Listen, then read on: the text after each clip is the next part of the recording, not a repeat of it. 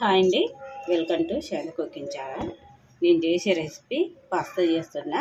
ఇంతకుముందు అయితే ఎగ్ తోటి చేసినా కదా, అవి వేరేట్గా కూడా ఉన్నవి. ఇవి కూడా కొంచెం డిఫరెంట్గా ఉంది. ఎగ్ లేకుండా ఈ పాస్తా ఎలా చేసుకోవాలో వీడియోలోకి వెళ్ళి చూద్దాము. మీరు ట్రై చేసినట్టయితే లాస్ట్ వరకు చూసి ట్రై చేయండి. చాలా బాగుంటుంది, టేస్ట్ కూడా సూపర్గా ఉంటుంది. డిఫరెంట్గా అనిపిస్తుంది మనకి. ఎగ్ లేకుండా కూడా చేసుకోవచ్చు.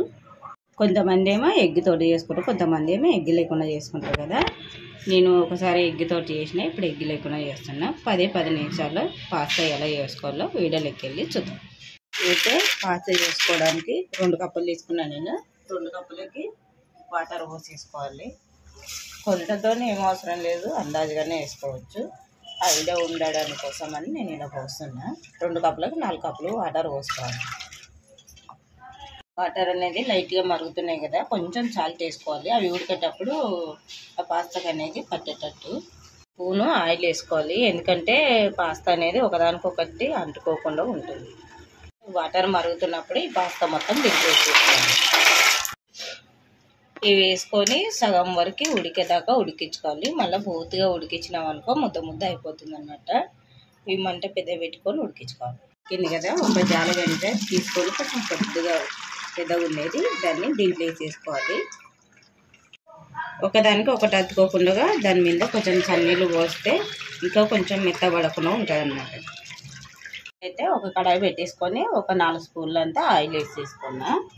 ఇది అయింది కదా, ఎక్కింది. కొంచెం జీలకర్ర వేసుకున్నా, తర్వాత పోపు గింజలు 4-5 పెద్దవి తీసుకొని వెల్లుల్లి రెబ్బలు అనేది కట్ చేసుకున్నా, అవి వేసేసుకోవాలి. అల్లం ఉంటే అల్లం కూడా వేసేసుకోవచ్చు, చిన్న పీసులాగా కట్ చేసుకొని. నేను అల్లం పేస్ట్ వేస్తాను. మిర్చి ఒక 2 అయితే ఇలా రౌండ్గా కట్ చేసి వేసుకుంటున్నా. ఉల్లిగడ్డ అయితే ఒక చిన్న సైజు కట్ చేసి వేసుకుంటున్నా, చిన్నగా. ఇవి కొంచెం కలర్ చేంజ్ అయ్యేదాకా ఉంచుకోవాలి. కొద్దిగా కరివేపాకు వేసుకోవాలి. కరివేపాకు వేసుకొని పెట్టుకోవాలి, ఫ్రై చేసుకోవాలి లైట్గా. ఇది మళ్ళీ ఎక్కువ గోల్డ్ కలర్ రావాల్సిన అవసరం లేదు, ఇలా ఉంటే సరిపోతుంది. ఇందాక అల్లం ముక్కలు వేయలే కదా, అల్లం పేస్ట్ వేస్తాను, ఇప్పుడు వేస్తున్నా. ఈ అల్లం అనేది పచ్చివాసన పోయేదాకా ఫ్రై చేసుకోవాలి. అల్లం పేస్ట్ అయితే వేసిన తర్వాత కొంచెం పసుపు వేసుకోవాలి. పసుపు వేసుకొని కలిపేసుకోవాలి. తర్వాత టమాటా ముక్కలు ఒకటి పెద్ద సైజు ఉన్నాయి, టమాటా బాగా పండినది తీసుకున్నా. ఇది కూడా బాగా వేసుకొని కలిపేసుకోవాలి. మనకి పాస్టాకి సరిపెట్టంతా సాల్ట్ వేసుకోవాలి. టమాటాలు అనేది బాగా మెత్తగా మగ్గాలన్నమాట.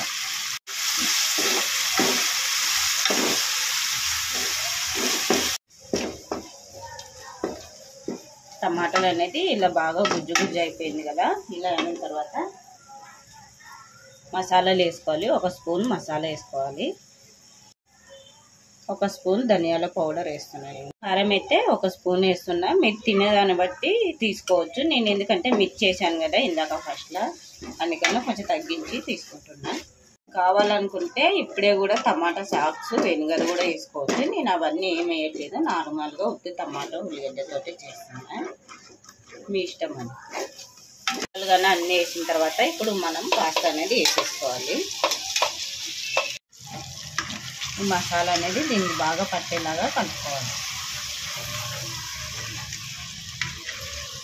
ఇదంతా ఇలా కలిపేసిన తర్వాత 1 నిమిషం అలాగే వదిలేసేయాలి. మసాలా అనేది దీనికి బాగా పట్టుకునేలాగా 1 నిమిషం అలాగే వదిలేసినాం కదా. మసాలా అంతా దీనికి బాగా పట్టింది కదా. మీకు కావాలనుకుంటే డ్రైగా కావాలనుకుంటే ఇలా కూడా వదిలేసుకోవచ్చు.